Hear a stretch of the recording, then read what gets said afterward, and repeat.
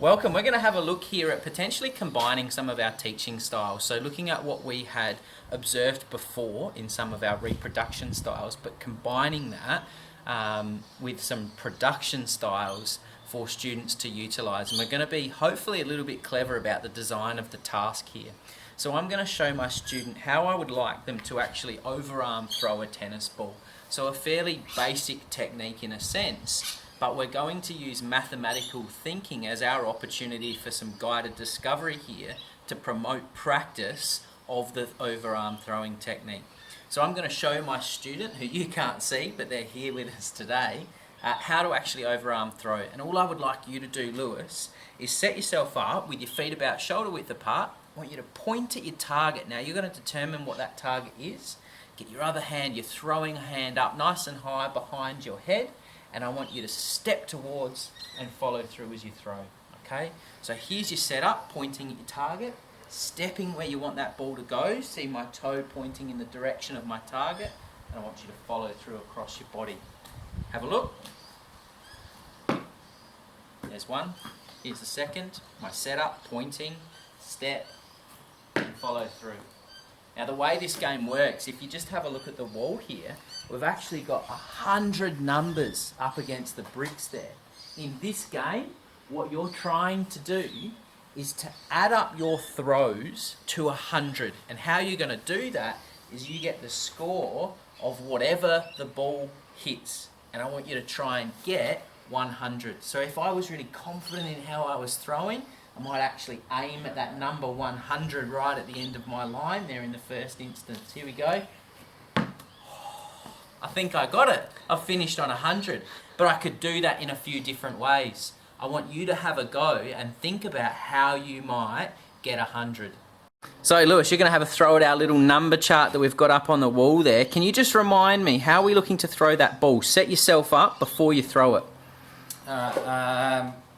Facing you, I'm going to point to what number I want to throw at. I'm going to step towards that and then throw and follow through. Wonderful. Now I noticed that you said facing me to start with. If I were to come around here, would you still be facing me to start with? No, I'd be facing directly to the side of where I want to throw. Excellent. So you side onto your target there. So let's have a look, pointing at your target. I don't want you to worry about the number. I just want you to hit that wall. Wonderful, well done. So this time what we're trying to do is to get to 100, but I don't want you to hit that 100 to start with. I just want you to hit any number and we'll go from there. So show me your throw. What did it hit? 40, I think. 40. So what would we need to get to 100? 60. Do you want to try and aim for the 60? Here we go. Now pointing at that 60 to start with, step towards and have a throw. Oh, what did you hit? I think I hit the 90. The 90? Just missed it. That's okay, because what did we get to start with? A 40 and a 90 equals? 130. So what could we do now to get to 100? Do minus 30. Wonderful. So let's say we're going to take off whatever number we hit next. Have another go.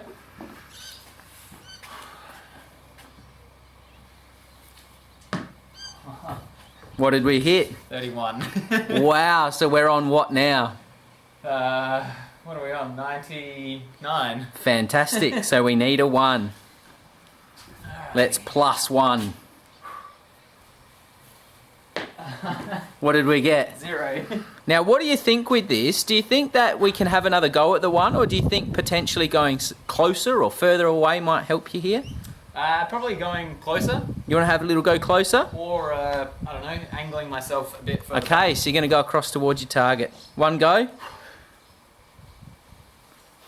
Wonderful, hit the 1, well done.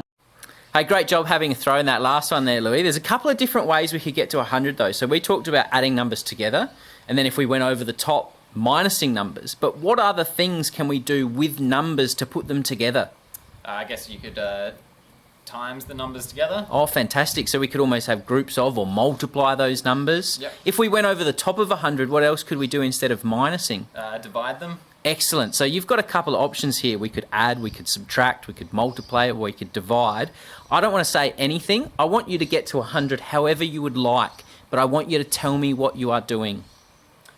Alright, I think I'm going to go. Oh, here are my options. I'm going to go. I'm going to go 10 times 10. Wonderful. So let's go for the 10 to start with.